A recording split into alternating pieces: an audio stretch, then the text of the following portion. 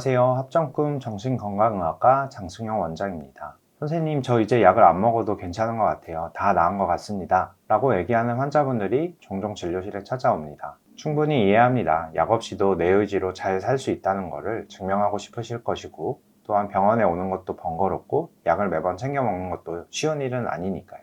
하지만 정신과 의사로서 제가 가장 긴장하는 순간도 이 순간입니다. 오늘은 약을 언제 끊는 게 가장 안전한지, 그리고 증상이 호전되었는데도 약을 왜 계속 복용해야 하는지에 대해서 설명드리도록 하겠습니다.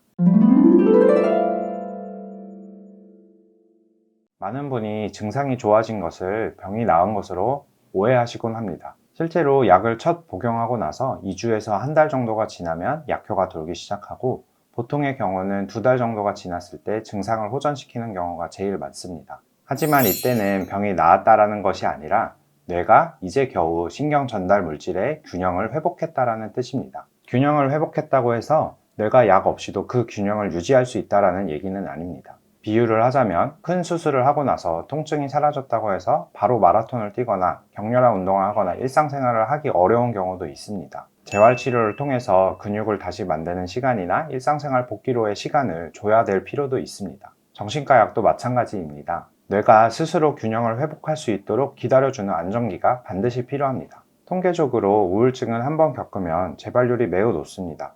교과서 상에서는 통계적으로 50% 혹은 그 이상으로 측정이 되기도 합니다. 그래서 전문가들은 완전히 증상이 없어진 뒤에도 약물을 6개월에서 1년 동안 유지하라고 권고합니다. 이 기간을 잘 버티느냐가 약을 오래 먹게 될지 아니면 1년 정도 먹고 끊을 수 있을지를 결정하는 핵심 포인트가 됩니다.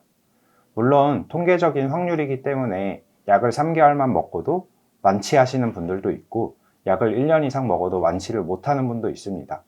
그렇지만 연구 결과를 보면 약물을 충분히 유지하신 분들과 유지하지 않으신 분들 간의 재발률 차이는 50%가 넘는 경우가 대부분입니다. 비가 그치자마자 우산을 접으면 남은 빗물에 옷이 젖는 경우가 있듯이, 뇌를 보호해주는 약물을 유지하는 기간이 반드시 필요합니다. 약을 끊을 때 가장 위험한 건 오늘부터 약 안 먹어 라고 바로 끊는 것입니다. 우리의 뇌는 약물 농도 변화에 매우 민감합니다.